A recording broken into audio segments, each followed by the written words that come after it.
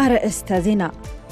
የኢትዮጵያ ኦርቶዶክስ ተዋሕዶ ቤተክርስቲያን በሳውዲ አረቢያ በሞት ጥላ ስር ላሉ ኢትዮጵያውያን ምህረት እንዲደረግ ስትል ጠይቃለች። የኢትዮጵያ ኦርቶዶክስ ተዋሕዶ ቤተክርስቲያን ፓትርያርክ ብፁዕ ወቅዱስ አቡነ ማትያስ የኢትዮጵያ መንግስት ከሳውዲ ባለስልጣናት ጋር በከፍተኛ ደረጃ ተነጋግሮ የሞት ፍርዱ እንዲነሳና ወገኖቻችን ወደ ሀገራቸው እንዲመለሱ ልዩ ትኩረት እንዲሰጥ ሲሉ አሳስበዋል። በቀዳሚነት እናጋራቸዋለን።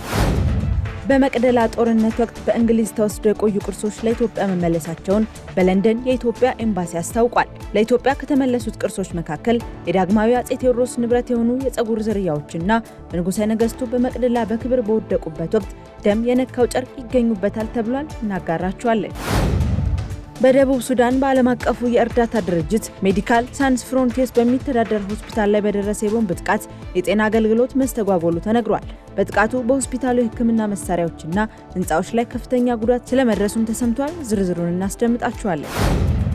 ሩሲያ ሳታን 2 በሚል ቅጽል ስም የሚታወቀውን ሳርማት የተሰኘ አዲስ አህጉር አቋራጭ ባሊስቲክ ሚሳኤል በተሳካ ሁኔታ መሞከሯን አስታወቀች። ፕሬዝዳንት ቭላዲሚር ፑቲን የሀገሪቱን የኒውክሌር ኃይል ለማዘመን እንደሚረዳ የገለጹት ይህ ሚሳኤል እስከ ዓመቱ መጨረሻ ድረስ ወደ ወታደራዊ አገልግሎት እንደሚገባ ገልጸዋል። ዓለም አቀፋዊ መረጃችን ነው። ጤና ይስጥልኝ የተወደዳችሁ የሀገሬ ቴሌቪዥን ተመልካቾቻችን እንደምን ቆይታችኋል? ከሀገር ውስጥ እንዲሁም ከውጭ ያዝናቸው የዕለቱ የምሳሳት ዜናዎች ወደ እናንተ መድረስ ጀምሯል። ምህረት ደግፍ አብሬያችሁ ቆያለሁ። የኢትዮጵያ ኦርቶዶክስ ተዋሕዶ ቤተክርስቲያን በሳውዲ አረቢያ በሞት ጥላ ስር ላሉ ኢትዮጵያውያን የኢትዮጵያ ኦርቶዶክስ ተዋሕዶ ቤተክርስቲያን ፓትርያርክ ብፁዕ ወቅዱስ አቡነ ማትያስ በሳውዲ አረቢያ የሞት ፍርድ የተፈረደባቸው ወገኖችን በማስመልከት ለኢትዮጵያና ለሳውዲ መንግስታት፣ ለዓለም አቀፍ የሰብአዊ መብት ተሟጋች ተቋማትና ለመላው የኢትዮጵያ ሕዝብ ጥሪ አስተላልፈዋል። ቅዱስነታቸው በመልእክታቸው የኢትዮጵያ መንግስት ከሳውዲ ባለስልጣናት ጋር በከፍተኛ ደረጃ ተነጋግሮ የሞት ፍርዱ እንዲነሳና ወገኖቻችን ወደ ሀገራቸው እንዲመለሱ ልዩ ትኩረት እንዲሰጥ ሲሉ አሳስበዋል። ለሳውዲ ባለስልጣናት ባቀረቡት ጥሪ የሁለቱን ሀገራት ታሪካዊ ወዳጅነት በማሰብ በሞት ጥላ ስር ላሉት ምህረት እንዲያደርጉና ቅጣቱን ወደ እስራት እንዲቀይሩ በአባታዊ ርህራሄ ጠይቀዋል። በተጨማሪም በቋንቋና በህግ ሂደት እጥረት ለሞት የተዳረጉ ንጹሃንን ነፍስ እንዲታደጉ ለሰብአዊ መብት ተሟጋቾችም ጥሪያቸውን አስተላልፈዋል። ብፁዕ ወቅዱስ አቡነ ማትያስ ህዝበ ክርስቲያኑ ለወገኖቻቸው በጸሎት እንዲማጸኑና ለመፍትሄው እንዲረባረቡ አባታዊ መልእክታቸውን አስተላልፈዋል። ፍርድ ያለ ምህረት ከሆነ አምላካዊ ቁጣን ይጋብዛል ያሉት ቅዱስነታቸው ማንኛውም ሰው በቋንቋ አለመግባባት ህይወቱ ሊጠፋ አይገባም ብለዋል። በሳውዲ አረቢያ በዕፅ ዝውውር ወንጀል የተከሰሱ ቢያንስ 65 ኢትዮጵያውያን ስደተኞች የሞት ፍርድ ተፈርዶባቸው ቀናቸውን እየጠበቁ እንደሚገኙ የሰብአዊ መብት ተሟጋች ድርጅቱ ሂማን ራይትስ ዎች መረጃ ማመላከቱ ይታወሳል። 10ኛው የአፍሪካ ህብረትና የተባበሩት መንግስታት ድርጅት የከፍተኛ ደረጃ ውይይት ዛሬ በአዲስ አበባ መካሄድ ጀምሯል። ውይይቱ በሁለት ወገኖች መካከል በአፍሪካ ልማትና በዓለም አቀፍ አስተዳደር ዙሪያ ያለውን ስትራቴጂካዊ አጋርነት ለማጠናከር ያለመ ነው ተብሏል።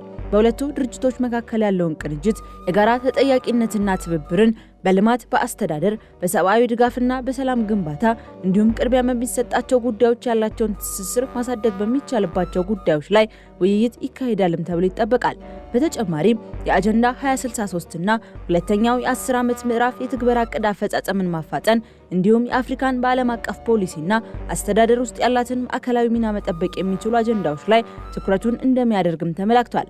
በተጨማሪም ከጥገኝነት ወደ ሉዓላዊነት የተሸጋገረ የልማት ፋይናንስ፣ የ2026 የአፍሪካ ህብረት የዓመቱ መሪ ቃል የሆነው ዘላቂ የውሃ አቅርቦትና የጽዳት አጠባበቅ እንዲሁም የዓለም አቀፍ ተቋማት ሪፎርምና አፍሪካ በተባበሩት መንግስታት የጸጥታው ምክር ቤት ያላትን ውክልና የተመለከቱ ጉዳዮች ውይይት እንደሚደረግባቸውም ተጠቁሟል። በተያያዘም በተባበሩት መንግስታት ድርጅት ዋና ጸሐፊ አንቶኒዮ ጉተሬዝ ትላንት ምሽት አዲስ አበባ ገብተዋል። ዋና ጸሐፊው ቦሌ ዓለም አቀፍ አውሮፕላን ማረፊያ ሲደርሱ ምክትል ጠቅላይ ሚኒስትር ተመስገን ጥሩነህና ሌሎች ከፍተኛ የመንግስት የሥራ ኃላፊዎች አቀባበል አድርገውላቸዋል። ዋና ጸሐፊው የተባበሩት መንግስታት ድርጅት የተመሰረተበት 80ኛ ዓመት ክብረ በዓል ዝግጅት ላይ ለመታደም ወደ አዲስ አበባ መምጣታቸውን የውጭ ጉዳይ ሚኒስቴር በማህበራዊ የትስስር ገጹ አስታውቋል። የኢትዮጵያ ፌዴራል ፖሊስና የኢትዮጵያ ሃይማኖት ተቋማት ጉባኤ የሀገርን ሰላም በዘላቂነት ለማጽናት የህዝቦችን አብሮነት የመኖር እሴት ለማጠናከርና ሃይማኖታዊ እሴቶች ለሀገር ግንባታ ያላቸው ሚና ለማጎልበት ያስችላል ያሉትን የመግባቢያ ስምምነት ተፈራርመዋል። ስምምነቱ በዋናነት የህዝቦችን አብሮ የመኖር እሴት ይበልጥ ለማጠናከርና ሃይማኖትን ሽፋን በማድረግ የሚከሰቱ ግጭቶችን አስቀድሞ ለመከላከል ያለመ ነው ተብሏል። በተለይም ታላላቅ ሃይማኖታዊ በዓላት ከመንፈሳዊ ግባቸው ባለፈ ለሀገር ገጽታ ግንባታ እንዲውሉ ማድረግና እምነትን ተገን በማድረግ ግጭት ለመፍጠር የሚጥሩ አካላትን በጋራ ለመከላከል የስምምነቱ አንኳር ነጥቦች መሆናቸውን የሃይማኖት ተቋማት ጉባኤ ጠቅላይ ጸሐፊ ቀሲስ ታጋይ ታደለ ጠቁመዋል። የኢትዮጵያ ፌዴራል ፖሊስ ጠቅላይ አዛዥ ኮሚሽነር ጀነራል ደመላሽ ገብረ ሚካኤል በበኩላቸው ከስምምነቱ በፊት በሁለቱ ተቋማት መካከል ለረጅም ጊዜ ውይይት መደረጉን አንስተው ፖሊስና የሃይማኖት ተቋማት ተቀራርበው መስራታቸው ወንጀልን ለመከላከልና በሀገር ሰላምና ልማት ላይ የጋራ አቋም ለመያዝ ወሳኝ መሆኑን ገልጸዋል። ይህ ስምምነት የሃይማኖት ተቋማት የተቀመጠላቸውን ማህበራዊና መንፈሳዊ ኃላፊነት በአግባቡ እንዲወጡ በማድረግ ረገድ ትልቅ ፋይዳ እንደሚኖረውም ታምኖበታል። በመቅደላ ጦርነት ወቅት በእንግሊዝ ተወስደው የቆዩ ቅርሶች ለኢትዮጵያ መመለሳቸውን በለንደን የኢትዮጵያ ኤምባሲ አስታውቋል። ለኢትዮጵያ ከተመለሱት ቅርሶች መካከል የዳግማዊ አጼ ቴዎድሮስ ንብረት የሆኑ የፀጉር ዝርያዎችና በ1868 መቅደላ ላይ ንጉሠ ነገሥቱ በመቅደላ በክብር በወደቁበት ወቅት ደም የነካው ጨርቅ ይገኙበታል የተባለ ሲሆን ዶክተር አሉላ ፓንክረስት ቅርሶቹን በኢትዮጵያ ቅርስ ባለስልጣን ስም ተቀብለዋል። የኢትዮጵያ ቅርስ ባለስልጣን ዋና ዳይሬክተር ፕሮፌሰር አበባው አያሌው የቅርሶቹ መመለስ ታሪካዊ ፋይዳ እንዳለው ገልጸው ቅርሶቹ የኢትዮጵያ ማንነትና ትውስታ ይወክላሉ ብለዋል።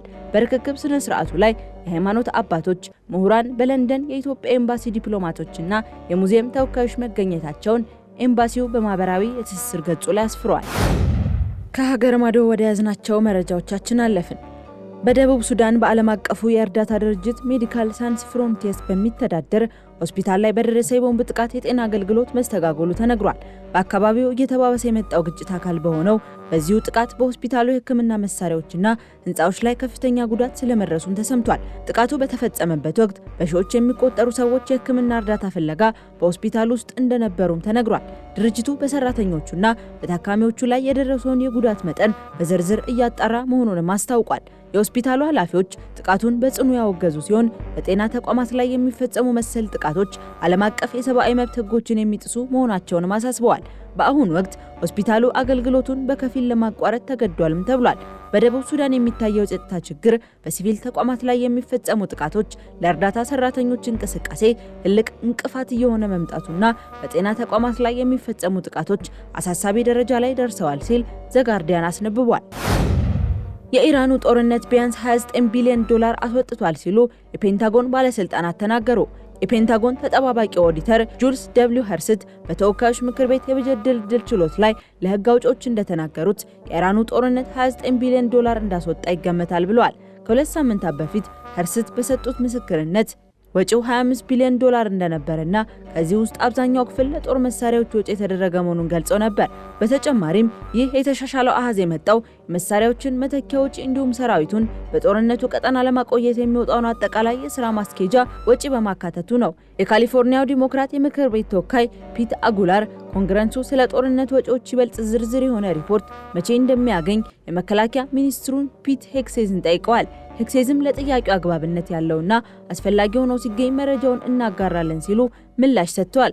ፕሬዝዳንት ዶናልድ ትራምፕ የካቲት 28 ቀን በኢራን ላይ ትላልቅ የውጊያ ዘመቻዎች መጀመራቸውን ያሳወቁ ሲሆን ይህም ወታደራዊ የመንግስትና የመሰረተ ልማት ተቋማትን ኢላማ ያደረገ መጠነ ሰፊ የጋራ የአሜሪካና የእስራኤል ጥቃቶችን ያካተተ ነበር። የሁለት ሳምንት ተኩስ አቁም ከተገለጸ በኋላ በሚያዝያ ወር በፓኪስታን የተካሄደው የመጀመሪያው የአሜሪካና የኢራን ውይይት የሰላም ስምምነት ላይ ሳይደርስ ቀርቷል። ትራምፕ በኋላ ላይ እንደገለጹት ድርድሩ በአንድም ሆነ በሌላ መንገድ እስኪጠናቀቅ ድረስ ያልተገደበ የተኩስ አቁም ማራዘሚያ እንደሚኖርና የአሜሪካን እገዳ እንደሚያስቀጥሉ አስታውቀዋል። ሩሲያ ሳታን 2 በሚል ቅጽል ስም የሚታወቀውን ሳርማት የተሰኘ አዲስ አህጉር አቋራጭ የባሊስቲክ ሚሳኤል በተሳካ ሁኔታ መሞከሯን አስታወቀች። ፕሬዝዳንት ቭላዲሚር ፑቲን የሀገሪቱን የኒውክሌር ኃይል ለማዘመን እንደሚረዳ የገለጹት ይህ ሚሳኤል እስከ ዓመቱ መጨረሻ ድረስ ወደ ወታደራዊ አገልግሎት እንደሚገባ ገልጸዋል። ፑቲን ሚሳኤሉን በዓለም ላይ እጅግ ኃያል ሲሉ የገለጹት ሲሆን የሚሸከማቸውና በተለያዩ ኢላማዎች ላይ የሚተኮሱት የጦር ግንባሮች ጥንካሬ ከማንኛውም የምዕራባውያን አቻ መሳሪያ በ4 እጥፍ እንደሚበልጥ ተናግረዋል። የሩሲያው መሪ እንደ አውሮፓውያን አቆጣጠር በየካቲት 2022 ወደ ዩክሬን ጦር ከላኩ በኋላ ምዕራባውያን ለኪየቭ የሚያደርጉትን ድጋፍ እንዳያጠናክሩ ለማስፈራራት በተደጋጋሚ የኒውክሌር ዛቻዎችን ሲሰነዝሩ እንደነበር የሚታወቅ ሲሆን ይህ ሙከራም የተከናወነው ፑቲን በዩክሬን ያለው ጦርነት ወደ ማብቂያው ተቃርቧል ተደርጓል ብለው መግለጫ ከሰጡ ከጥቂት ቀናት በኋላ መሆኑ በሚጠበቀው ሰላም ላይ ስጋት እንዲፈጥር አድርጓል።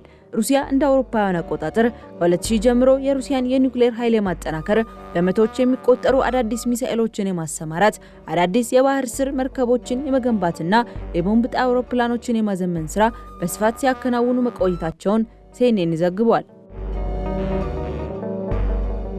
ተመልካቾቻችን ለሰዓቱ ያዝናቸው መረጃዎች እነዚህን ይመስሉ ነበር። ከቀሪ ጣቢያው ፕሮግራሞች ጋር መልካም ቆይታ